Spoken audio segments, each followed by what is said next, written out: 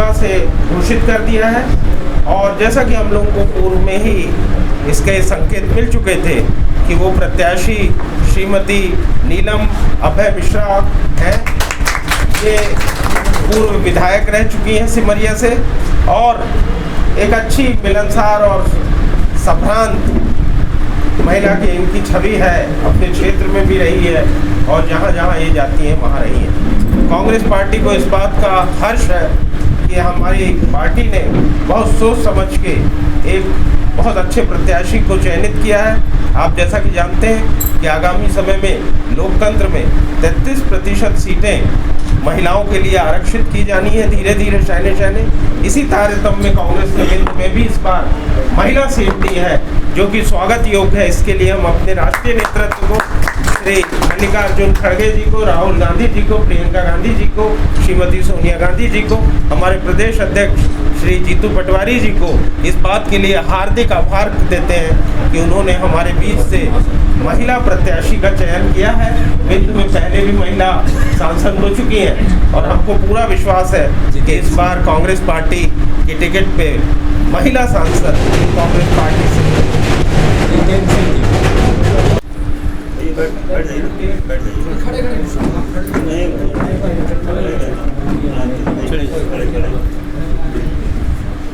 तो भी सुरक्षा, जैसे सबसे बड़ा मुद्दा तो सुरक्षा का है।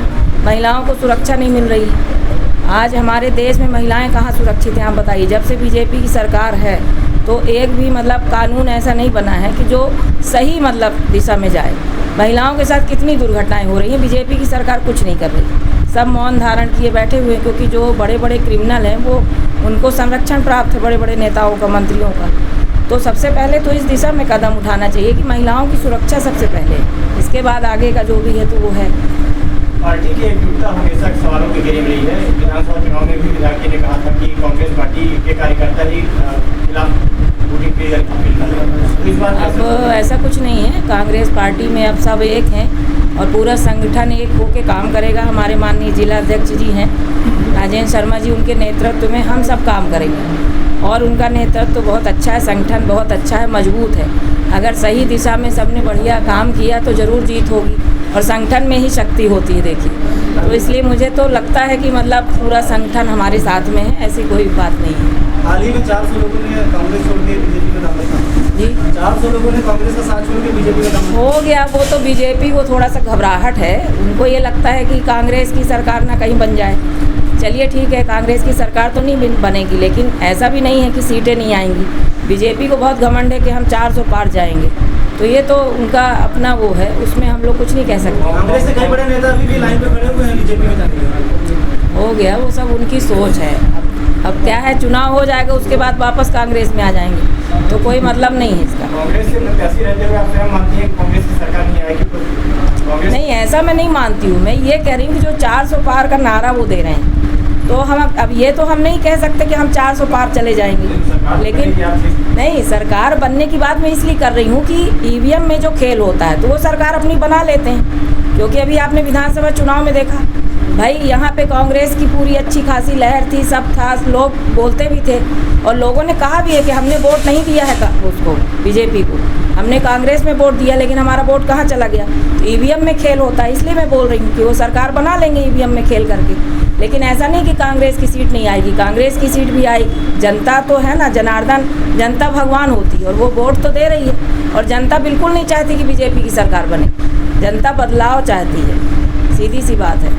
क्योंकि हम लोग भी जाते हैं ना क्षेत्र में, जनता के बीच में रहते हैं, तो जनता से मालूम पड़ता है कि जनता मन से बिल्कुल नहीं चाहती कि बीजेपी की सरकार बने। क्योंकि इतना अत्याचार मचा हुआ है कि वो खुद नहीं चाहते।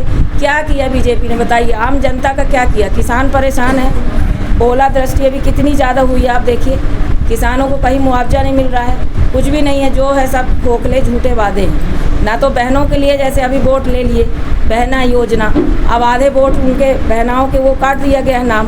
अब ये लोकसभा चुनाव के बाद जितने नाम है वो भी काट दिए जाएंगे, तो क्या फ़ायदा है। बता रहे 3,000 क्या 1200 ही आ रहा है। 1200 में भी सिलेंडर भी 400 का कहाँ हुआ, वही है ना।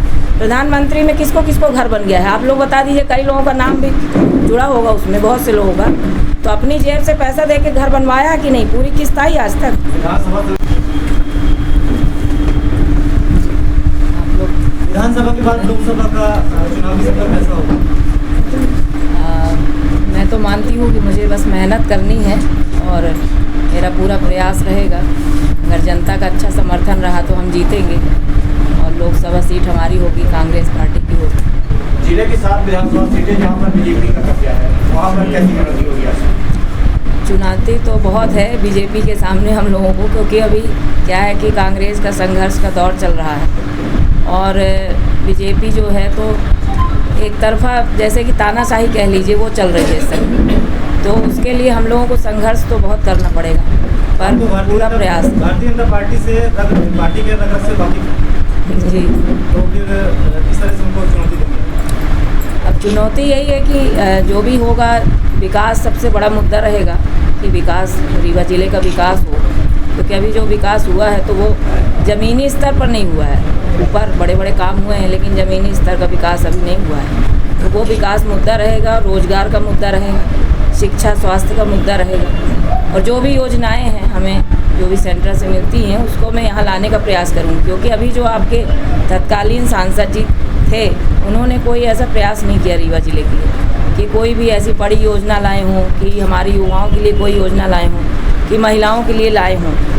आप सबके सामने है 10 वर्षों का विकास जो भी हुआ है। उनका तो कहना है कि एयरपोर्ट जैसी सौगात उनके द्वारा एयरपोर्ट जैसी सौगातें अब किसके द्वारा दी गई हैं अब ये किसी को नहीं मालूम है। देखिए एयरपोर्ट बनने से ठीक है, बड़े आदमियों का विकास है, गरीब जनता कहाँ जाएगी हवाई जहाज़ में बैठ के, ये बताइए। जब उन्हें रोज़गार ही नहीं मिलेगा, कोई काम ही नहीं करेंगे, तो हमारे युवा भटक रहे हैं, नशे की ओर जा रहे हैं। पढ़े लिखे लोग बाहर मजदूरी करने के लिए मजबूर हैं, क्योंकि हमारे रीवा ज़िले में जो है तो कोई भी रोज़गार का साधन उपलब्ध नहीं हो पाया है। इसलिए प्राथमिकता तो ये रहेगी कि सबसे पहले रोज़गार मिले, उसके बाद स्वास्थ्य की अच्छी व्यवस्था हो। बड़े बड़े हॉस्पिटल तो बन गए हैं लेकिन ना तो यहाँ कोई ढंग का एक भी डॉक्टर है। किसी को बड़ी बीमारी हो जाए तो उसको बाहर ही जाना पड़ता है। बड़ी बड़ी बातें हम करते हैं कि हमारे यहाँ सुपर स्पेशलिटी खुल गया है, ये है। अब संजय गांधी जो है वो कांग्रेस की देन है, तो आखिर जो भी मरीज़ है फिर संजय गांधी में ही ठीक होता है जाके। बाकी इतनी बड़ी बड़ी हॉस्पिटल खुली हैं लेकिन उसमें कोई भी एक ढंग का डॉक्टर मेरी समझ में तो नहीं आता कि कोई भी अच्छा इलाज कर सके। तो इसलिए स्वास्थ्य के लिए भी थोड़ा सा ध्यान देना पड़ेगा। बीजेपी राम राज्य के मुद्दे को लेकर जिस तरह आगे बढ़ रही है और तमाम विकास कार्यों की बात करती है, उसको कैसे चुनौती देती है? राम राज्य का तो देखिए ऐसा है कि राम राज्य अब कहाँ है, आप देख रहे हैं। राम राज्य तो अब हम लोग जैसे रामायण और महाभारत में देखते थे, तो रामायण में हमने देखा है राम राज्य जो होता है। आज के ज़माने में आपको दिखता है राम राज्य, महिलाएं कहीं भी सुरक्षित हैं, ये राम राज्य होता है। आजकल हमारी लड़कियां कहीं सुरक्षित नहीं हैं, छोटी छोटी लड़कियों के साथ दुर्घटनाएं हो रही हैं। कानून कहीं पर भी नहीं रह गया। कानून को आप कह लीजिए कोई किसी की सुनवाई नहीं हो रही है। कितनी FIR दर्ज हैं, किसी के ऊपर कोई सुनवाई हुई आज तक? तो क्या है कि ये इसको राम राज्य नहीं कहते, ये सीधे सीधे तानाशाही इसको बोलते हैं। महिलाओं को है सब में इन्होंने पैसा निकाल लिया। सरपंच महोदयों के माध्यम से 50% में 2 करोड़ 70 लाख इसमें निकाल लिए। PCC रोड जो NRGA से बनी उसमें निकाल लिया 1 करोड़ 73 लाख। चेक डैम में वाटर शेड योजना से मैं जिला पंचायत का अध्यक्ष रहा 7.5 साल, मेरे पास पूरे रिकॉर्ड हैं। वाटर शेड योजना से जितने भी पानी रोकने के मेड़ बंधान बने हैं उसमें चेक डैम के नाम पे उन्हीं कामों में 2 करोड़ 84 लाख। प्राइवेट स्कूलों में आप कई बार देखते होंगे कि गांवों में आप कहते होंगे कि इनको तो कुछ नहीं था, ये कहाँ से 10 लाख की बिल्डिंग बनवा रहे। वो तो एक लगाओ 2 पाव मेरे 5 लाख नगद लेके गए और 10 लाख सांसद जी से ले आए। 50% ये प्राइवेट स्कूलों में दिए 2 करोड़ 67 लाख। एक शासकीय बिल्डिंग को अतिरिक्त कक्ष नहीं दिया, एक शासकीय बिल्डिंग को इन्होंने 5 लाख नहीं दिया। गया में तो 2 करोड़ 67 लाख जबरन का ये जो सोलर लाइट, इसी तरह शांति धाम एक नया धंधा। सभी विधायक जब से भारतीय जनता पार्टी की सरकार है तो पूरे विधायक चूरन चटनी का धंधा बनाए हैं। टैंकर यात्री प्रतीक्षा है। अभी शांति धाम पे नहीं था। शांति धाम आप सब जानते हैं रोजगार गारंटी योजना से बनता है, तो कोई क्यों इस पर देगा पैसा, जब रोजगार गारंटी योजना में आदमी काम ढूंढ के शांति धाम का करता है।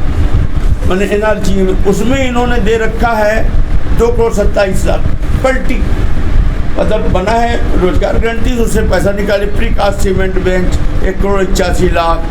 बिजली के नाम पर किसी एक किसान को एक खंभा नहीं दिया, और शहर के लोकल ठेकेदारों से जो रजिस्टर्ड उनसे पलटी कर लिया 2 करोड़ 75 लाख। अब इनका आप असली काम देखिए। हम लोग एमएलए हैं ना, हमारे पास दिन में रोज़ 1-2 आदमी आते हैं, हमें ट्राईसाइकिल दिलवा दीजिए, हमें कान की मशीन दिलवा दीजिए, हम विकलांग हैं। भाई हम काहे के लिए निर्वाचित हुए? अगर हम ये नहीं करेंगे तो स्वच्छंदन हमें 50 लाख क्यों मिलता है? इनको 50 लाख के हिसाब से मिला। इन्होंने कुल दिव्यांगों को 10 वर्ष में मात्र 1 वर्ष में 98,000 रुपये, मात्र 98,000। शौचालय का ये ढिंडोरा पिटते हैं ना, 8 वर्ष में कुल 10 वर्षों में 32,62,000, यानी 1 वर्ष में 3,03,000, वो 10,03,000। इसको अगर आप भाग दे दीजिए 8 विधानसभा में तो मात्र 40,000 रुपये मात्र। फोटो खिंचा के एक्टिंग करना और मात्र 40,000 शौचालय। हैंडपम्प जैसे महत्वपूर्ण काम में इन्होंने प्रत्येक वर्ष एक विधानसभा में मात्र 1 हैंडपम्प दिया। ये आंकड़ा पूरे पैसे को आप भाग दे दीजिए 1,30,00,000 को 10 वर्षों में, और फिर उसको 8 विधानसभा में भाग दे दीजिए तो एक हैंडपम्प का भी पैसा पूरा नहीं हो रहा। तो हम मानते हैं कि चलो 1 हैंडपम्प का एवरेज। लघु उद्योग के नाम पर केवल अपने बेटे का, बाकी कुछ नहीं। शिक्षा के क्षेत्र में कुछ नहीं, पक्के सड़क में कुछ नहीं, स्कूल अस्पताल की मरम्मत में कुछ नहीं। आपके पास कहाँ से दिल्ली में 2-2 मकान हो गए? आपके पास जेपी ग्रीन्स कासमास में कैसे मकान हो गया 501 नंबर? आपको जेपी वाला गिफ्ट कर रहा है। यहाँ लोगों को मतलब लोग प्रताड़ित हैं और किसान प्रताड़ित है, उनकी ज़मीनें चढ़ा ली गई जेपी के नाम से जबरन। आप बोल नहीं रहे क्योंकि आपको गिफ्ट मिला है। आपने बढ़िया दिल्ली में भी अपना आशियाना बढ़िया बना लिया। आप यहाँ कहते थे कि हमारे कुछ नहीं है, बढ़िया घर में अपने गांव में 2-3 करोड़ की कोठी बना ली। आपकी फैक्ट्री खुल गई 2-2, एक नीम चौराहा में, एक वहाँ गाँव में। आपका बढ़िया वेयर हाउस बन गया। आपने किटवरिया में अभी 5-6 करोड़ रुपए की जयराम कुशवाहा से ज़मीन खरीद ली। आपने ये शांति विला कॉलोनी में नोटबंदी के समय बढ़िया बड़ी 2-3 करोड़ रुपए की प्रॉपर्टी खरीद ली। ये जो इनके भैया साहब हैं, तो भैया साहब ने इनको पूरा आर्ट सिखा दिया कि कैसे जनता के वोट को नोट में कैसे पलटा जाता है। तो ये नोट में बढ़िया पलट लिए। रीवा की जनता इनको कमवाने के लिए वोट दे, क्यों दे? 10 वर्ष दे दिया अनजाने में, नहीं जान पाई, इनकी पोल नहीं खुली। आज तो आंकड़ा सामने है। अब इसके बाद भी किसी को जिंदा मछली निकलना है तो निकल गया। बहुत सारे मुद्दे रखे हैं विधायक जी। भाई एक इकलौते यहाँ से विधायक हैं विपक्ष के, तो वही तो बोल रहे हैं, बाकी तो कोई आवाज़ ही नहीं उठाता है। सांसद जी 10 साल रहे यहाँ, पक्ष में रहे, सत्ता पक्ष में थे। अपने ज़िले के लिए उन्होंने कभी वहाँ बात रखी क्या? लोकसभा में कोई भी बात मुद्दा उठाया हो तो आप लोग बता दीजिए। आप मीडिया वालों के पास तो सारी सूचना जानकारी रहती है। मैम ऐसे 2 कार्य जो कि अगर जो आप जनता चुन लेती है आपको, तो आप क्या करेंगी जो कि वर्तमान सांसद नहीं कर पाए हैं? आपकी नज़रों में वो कार्य कौन सा? सबसे पहला कार्य तो देखिए रीवा ज़िले का जो आम जनता का विकास है। जैसे रीवा ज़िले में मैं अभी 18 के चुनाव में जब माननीय जी लड़े थे चुनाव, तो हम लोग गली गली गए कॉलोनियों में। इतना पानी भरा रहता था कि वहाँ की आम जनता त्रस्त है। नाली भरी है, पानी भरा है। अगर आज रीवा में बाढ़ आ जाए ना तो पानी निकलना मुश्किल हो जाता है। तो बड़े बड़े मल्टीप्लेक्स बनाने से कुछ नहीं होगा जब तक आम जनता का विकास नहीं होगा। तो पहले तो मैं इसमें ध्यान दूँगी। उसके बाद जो मैंने बताया कि महिलाओं की सुरक्षा, इसमें मैं विशेष ध्यान दूँगी। और रोज़गार के साधन, रोज़गार हमारे यहाँ के ज़िले के नौजवानों को रोज़गार मिलना चाहिए, क्योंकि देखिए यहाँ पर रोज़गार के लिए हमारे यहाँ के लड़के भटक रहे हैं। अच्छे अच्छे पढ़े लिखे लड़के मतलब कि बैठे हुए हैं बेचारे, उनको कहीं जॉब नहीं मिल रहा। कांग्रेस के ज़माने में कम से कम ये था कि सरकारी नौकरी तो मिलती थी। भाजपा की सरकार जब से आई है तो आप बता दीजिए कहीं किसी को सरकारी नौकरी अगर किसी को भी मिली हो तो हाथ खड़ा करके आप बताइए किसको मिली है। तो ये सारी चीज़ में जो लाडली बहना योजना है वह कैसी है, और अगर जो आपको आगे जिता दिया जाता है या कांग्रेस की सरकार आई तो क्या लाडली बहना योजना चालू करेगी? लाडली बहना योजना कांग्रेस की ही देन है। कमलनाथ जी ने घोषणा की थी इस बात की, उसको मुख्यमंत्री शिवराज सिंह चौहान जी ने पकड़ लिया था, पूर्व मुख्यमंत्री जी, और उसी को उन्होंने आगे बढ़ा दिया। अब आप भाजपा की रीति नीति ये देख लीजिए कि चलिए हम तो उनको मानते हैं, शिवराज सिंह चौहान जी ने मध्य प्रदेश की सीटें जिताई हैं, ठीक है, लेकिन उसके बाद उनको दूध की मक्खी की तरह फेंक दिया गया। तो जब पूर्व सीएम को ही निकाल दिया गया है तो अब भाजपा की क्या कितनी रीति नीति वो तो सबको मालूम है। वो तो ईमानदारी से उसमें काम कर रहे थे ना। केजरीवाल जी को जेल हो गई, एक सीएम को, ये तानाशाही रवैया है कि नहीं है? उनका अपराध अभी इतना सिद्ध नहीं होता है जितना उनको इस टाइप से किया गया है। कांग्रेस पार्टी इस मुद्दे पर आम आदमी पार्टी के साथ खड़ी है। हाँ, खड़ी है, क्योंकि अन्याय जहाँ भी होगा तो कांग्रेस पार्टी खड़ी है। भाई हम लोग न्याय के लिए लड़ रहे हैं ना, अन्याय थोड़ी ना कोई बर्दाश्त करता है, और ये गलत है। अभी जो रीवा जिले की विभिन्न समस्या, देखिए क्या है, अगर ये प्रत्याशी बदल देते तो ये पक्का कहते कि हमारे सांसद ने, जो हम लोगों के पास पूरा मटेरियल है, ये कहते थे वो बहुत खराब आदमी थे, उन्होंने सही में घोटाला किया, बहुत लूट लिया जनता को, कमीशन खा लिया, ये कर दिया, कह के पूरा ऊपर डाल के अब कह देते ये हमारा फ्रेश कैंडिडेट है, बस अब आपका भाग्य उदय हो रहा है। तब हो सकता है कि जनता जनार्दन को एक बार और बरकरार ले, पर जो अहंकार है, इनको लगता है जैसे रीवा में भारतीय जनता पार्टी माननीय शुक्ला जी की, मंत्री महोदय की प्राइवेट लिमिटेड कंपनी, उनको लगता है रीवा की जनता भेड़ बकरी, हम जिसको भी कर देंगे टिकट दे देंगे, जनता उसको वोट दे देगी। इन्होंने 3 गारंटी ली थी, एक महापौर की गारंटी ली थी, उसमें जनता ने इन्हें सबक सिखा दिया था, अपनी गारंटी में टिकट लाए थे। एक इन्होंने सवरिया में भी टिकट ली थी अपनी गारंटी, उसमें भी अभी समझिए कि जनता ने सबक सिखाया। अभी ये फिर से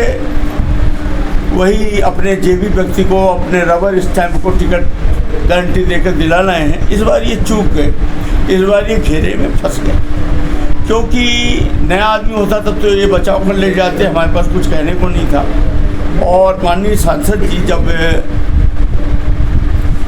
चुनाव लड़े थे पहली बार, तो इन्होंने कहा था कि हमारे घर में टठिया नहीं है, हमारे साइकिल नहीं है, हमारी दीदी कहती है कि पता नहीं क्या छूछी तुमका को न पूछी, तुम्हारे कुछ नहीं है, इस टाइप के डायलॉग मार के रीवा के लोगों ने गरीब मान के वोट। अब जब इनका 1 वर्ष पूरा हुआ, इन्होंने मीडिया के सामने प्रेस कॉन्फ्रेंस करके बताया कि हम हर वर्ष अपने 1 वर्ष का प्रतिवर्ष का लेखा जोखा देंगे। 18 महीने के दौरान जब कांग्रेस की सरकार बनी थी, तभी एक कमिश्नर ऑफिस में घेराव किए थे बिजली की समस्या को लेकर, जिसमें शिवराज जी भी आए थे। इन्होंने कहा था कि जब कोई लाइनमैन बिजली काटने आए तो कुल्हाड़ी से उसका टैप काट लें, जैसे कि ये विवादित बयान के लिए प्रचलित है। अब तो गाँव लाइटें कट रही, बिजली नहीं आ रही, किसान परेशान है। अब क्या हुआ, स्कीम नंबर 6 में एक वार्ड क्रमांक 10 में कार्यक्रम आयोजित हुआ था, जिसमें ये कह रहे थे कि मैं कर्मचारी को खनकर काट दूंगा। ध्यान है कि नहीं है, मैं गलत बोल रहा हूँ। गायत्री मंदिर में मीडिया कार्यशाला का आयोजन हुआ था, जिसमें इन्होंने मंच से कहा था कि सरपंच को भ्रष्टाचार करने का अधिकार है, क्योंकि सरपंच 15 लाख रुपए खर्च करके जीतता है तो 15% कमीशन। ये इतने ज्ञानी है कि बीमारी को लाभदायक बताते हैं और कहते हैं कि शरीर में कई बीमारियों को दूर करने के लिए कोरोना बहुत उपयोगी। मैं गलत बोल रहा हूँ तो आप बताइए, आप ही लोगों ने किया है। 18 महीने की जब कांग्रेस की सरकार थी तो कहीं कोरेक्स पिए बच्चा सड़क में नशा है, ये उसके साथ फोटो खिंचवाते थे। अब कहाँ गई फोटो, अब क्यों नहीं निकल रहे? अब तो आपकी लगातार सरकार है। कभी जाएंगे ये मऊगंज में तो टेबल कुर्सी साफ करने लगेंगे, कभी ये पागल की एक्टिंग करने लगेंगे, कभी ये शौचालय में हाथ डाल के फोटो खिंचवाएंगे। और आप सब जानते हैं कि इन्होंने क्या किया। एक गोवर्धन योजना लागू होती है, केंद्र प्रवर्तित योजना है, केंद्र सरकार की योजना है, कई जिलों में मध्य प्रदेश की भी लागू है, पूरे देश में लागू है। जहाँ जहाँ है वहाँ गोबर खरीदी होती है और किसानों के लिए फायदे का धंधा हो जाता है, पशुपालन सब बांध के रखते हैं। ये एक पत्र लिख देते तो रीवा में गोवर्धन योजना लागू हो जाती। तो जो हम गाँव किसान परेशान हैं, खेती बिल्कुल बदहाल है, मवेशी सड़क पे एक्सीडेंट हो रहे हैं, ये वो भी नहीं किया। और ये गोद लिए जिस गांव का हरदुआ का आप जा लिख के तमाशा देख लीजिए, इन्होंने कोई काम नहीं किया। अगर इन्होंने एक प्रश्न लगाया, एक लेटर लिखा हो रीवा के लिए, एक कोई ध्यानाकर्षण लगाया, कुछ मांगा हो, 1 करोड़ रुपए का भी कोई काम केंद्र सरकार से लाए हो, तो हम कहेंगे कि उनको आप वोट दी। असलियत सामने जाएगी। अभी तो सब ये जानते हैं कि ये किसी काम के नहीं, कोई काम नहीं, लेकिन साथ में जब इनका ये कारनामा जाएगा तो इन्हें कोई क्यों वोट दे। और हम चाहते हैं कि मजबूत विपक्ष हो। अगर कांग्रेस पार्टी को जनता जनार्दन यहाँ मौका देती है, नीलम मिश्रा जी को मौका देती है। नीलम मिश्रा जी सिमरिया में विधायक रही, हमारे जो व्यक्तिगत विरोधी वो भी इनके विरोधी नहीं, इनका व्यवहार काम धाम ऐसा था समतुल। तो हम ये पूरी कोशिश करेंगे कि हम बेहतर से बेहतर अच्छा काम अपने, और हमने अपने घोषणा पत्र में मैं वही लिखा हूँ, वही हम रिलीज करेंगे जो हम एक विपक्ष के सांसद के तौर पे कर पाएंगे। हम लंबी चौड़ी नहीं देंगे, लेकिन हम इतना जरूर चाहते हैं कि रीवा की जनता की भागीदारी जो 10 वर्ष से केंद्र सरकार में संसद में शून्य है, वो एक बार जिंदा हो जाए और रीवा की जनता ये महसूस करे कि संसद में जब कुछ बोला जाता है या चलती है या केंद्र की सरकार है, उसको लगे कि मैं भी इससे जुड़ा हूँ, ये मेरे वोट से। अभी आपको लगता है क्या? अभी रीवा की जनता को लगता है जैसे हमने अपना वोट डस्टबिन में डाल दिया। तो मेरा यही कहना है, मैं सबका आशीर्वाद चाहता हूँ। धन्यवाद। किसी नगर पंचायत में अगर ये 3 लाख का अपना एक काम बता दें कि ये 3 लाख का काम मेरा है, तो हम कहेंगे कि इनको वोट दीजिए। इन्होंने क्या किया, कथरी ओढ़ के हमारे एक कहावत है घी पीना, ये बढ़िया आराम से अपना सोते हैं, दवाई खा लिए, सो लिए और उठे तो चड्डी बनियान, मतलब वही घरेलू कपड़े में फ़ोटो खिंचाना, एक्टिंग करना, और इसके बाद कभी कभी 6 महीने में एक बार लेटरिन में हाथ डाल के गंदगी में फ़ोटो खिंचाना, और फिर काम की आप बात करो तो बेटे कबीर से मिल लो। इनके एक पुत्र हैं बहुत होनहार, सुपुत्र को कबीर जी, उनसे मिलवा ले। ये आम जनता की छोड़ दीजिए, कांग्रेस पार्टी को तो हम विरोधी ही हैं। ये भारतीय जनता पार्टी के किसी कोई कार्यकर्ता बता दे कि भारतीय जनता पार्टी के किसी कार्यकर्ता को अगर इन्होंने एक हैंडपम्प दिया हो, 5,000 रुपये इन्होंने सांसद निधि से दिया हो, किसी गरीब, बीमार, लाचार, अनुसूचित जात, जनजाति या भारतीय जनता पार्टी के किसी कार्यकर्ता को इन्होंने 5,000 रुपया दिया हो, ये उसका नाम बता दें। किसी जगह में एक काम किया हो तो ये बता दें। कुछ भी इन्होंने नहीं किया है। पूरा 10 वर्ष रीवा के जनता की भूमिका केंद्र सरकार में शून्य है। वैसे भी अघोषित इमरजेंसी है। भारत को माननीय जो केंद्र की सरकार है, इस समय जिस तरह तानाशाही चल रही है, देश को रसिया बना दिया है। पुतिन की तर्ज पे काम हो रहा है। जैसे पुतिन रूस में 40 साल से को जेल, कोई बोला तो तुरंत जेल, किसी का पे हमला करवा देना, जिस तरह पुतिन का रवैया, उस दिशा में हम आके लगभग उस किनारे में खड़े हुए हैं। और केंद्र का तो हाल हम देख ही रहे कि हमारा संविधान खतरे में, हम आगे क्या करेंगे, क्या होगा इस देश का। इसकी लड़ाई, असली लड़ाई तो सुप्रीम कोर्ट ऑफ इंडिया के चीफ जस्टिस मिस्टर चंद्रचूड़ लड़ रहे हैं। अभी भी इस देश में कुछ ऐसे लोग हैं जो देश के लिए जीते, उनको दिख रहा है कि देश कहाँ जा रहा है। उन्होंने इलेक्ट्रल बॉन्ड वाला जो केस खोला, आप देखिए ना, पूरे का पूरा खुल गया ना।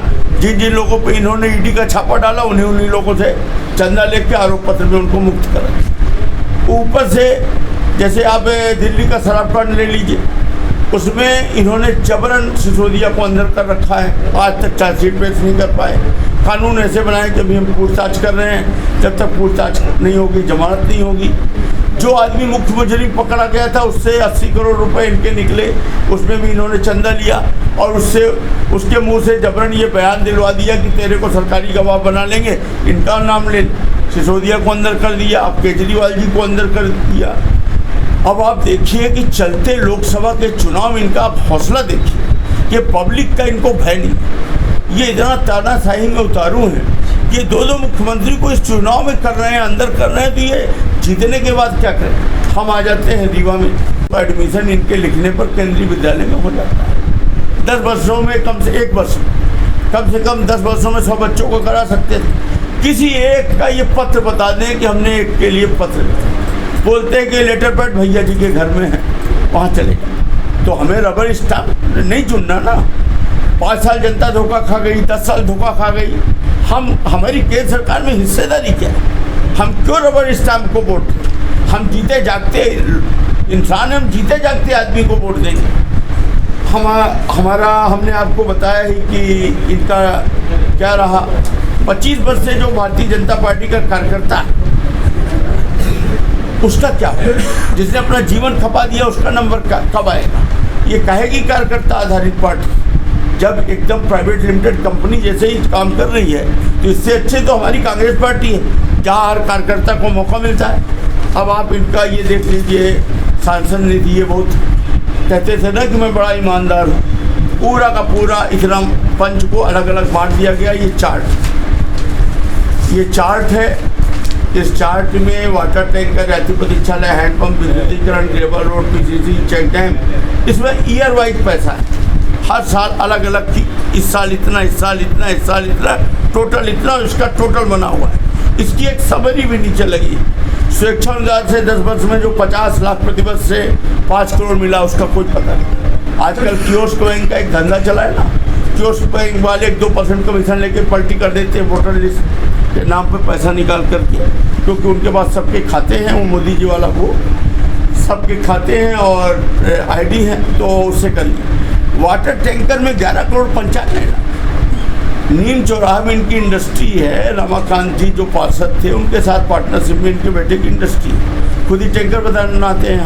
हम खुद ही इनके इंडस्ट्री से 40,000 का टैंकर खरीदे हैं। उसकी शासकीय कीमत है 1,55,000 या 1,65,000। इनको 1 लाख रुपए मिलता है, उसमें कमीशन। तो ये 11 करोड़ रुपए सीधे सीधे दे देना, उसी में विधायक दिए जा रहा, 2 बार से आप सांसद, उसी में आप दिए जा रहे हैं। ये यहाँ पर एक चलन टाइप बन गया। इन्होंने लंबा पैसा उसमें 50% में माने खेती की आधा पैसा उसमें इनको मिला। यात्री प्रतीक्षालय में 5 करोड़ 26 लाख। ये जो यात्री प्रतीक्षालय आप पाइप पे देखते हैं, सगरा वगैरह कहीं जाए, इसकी कीमत 3,85,000 है एलुएट में, तो विधायक ने जाती है 50,000 में बनता था। हम लोग सड़क के ठेकों में जो हमारे कॉन्ट्रेक्टर होते हैं उनको 45,000 में ऐसे दे देते हैं कि तुम्हारा लोहा, तुम्हारा पेंट सब कुछ लगा के। इसमें 3,85,000, इसमें इनको 1.5 से 2 लाख रुपए प्रमाण। जैसे छोटे वाले बेटे के नाम से, तो सांसद जी ने अपने बयान में ही बोला कि किटवरिया में हाँ हमने ज़मीन खरीदी, और इंडस्ट्री उनकी वेयर हाउस, तो आप सामने चले जाओ ना, घर के सामने ही ना है। मिश्रा जी, हाँ, ये बताइए, आपके बड़े बड़े नेता दिग्विजय सिंह और कई ऐसे नेता, कहना है उनका कि ईवीएम भाजपा के कब्जे में है। जब ईवीएम भाजपा के कब्जे में है, आप खुद भी समझ सकते हैं कि शहरी क्षेत्र में भारतीय जनता पार्टी को मजबूत माना जाता है कि शहर मतलब भाजपा का वोट, गांव मतलब कि मिला जुला वोट। शहर में आप देखिए 50%, जब महापौर का इलेक्शन हुआ तो आपने देखा नहीं 50% सीटें किसको मिल गई? कांग्रेस को मिल गई। तो 50% में 2 सीटों को हम जोड़ रहे हैं, क्योंकि हम मात्र उसमें 200 वोट से जा रहे हैं। तो जब इधर ये स्थिति है और रिजल्ट खुलता है तो 62 सीट। आप खुद भी समझदार, इतना तो आप समझ सकते हैं। पहले आप ये तो मानते हैं, इसके लिए धन्यवाद, सब लोग ताली बजाइए। राजेश शुक्ला को उनका क्या माना जाता है? Rubber stamp. धन्यवाद। आप पत्रकार लोग अगर इतना भी मान लें और ये बात आप खुद कहें, तो फिर इतना तो कम से कम जनता के लिए तो आपका ये एक इस देश में आप चौथे स्तंभ में आपका योगदान माना जाए। हाँ जी, आगे बताइए। कहते हैं कि अगर हम सांसद नहीं रहेंगे तो ये हैसियत नहीं है कि 4 व्हीलर वाहन में चल सकते हैं। तो कहना है कि जिस दिन से सांसद मैं नहीं रहूँगा, वो कथरी ओढ़ के घी पी रहे हैं। उनको लगता है कि रीवा की जनता पागल है। पहली बार एक नया आदमी हो, पहली बार जब वो लड़े तो मान लिया कि अपन लोग पागल थे भाई, नहीं समझ पाए, और वो अब वो कुई कर रहे हैं मंच में, कुछ दिनों में हुआ करेंगे, तो इससे थोड़ी कुछ चीज़ बदल जाएगी भाई। रीवा है कितना बड़ा, सामने पूरी प्रॉपर्टी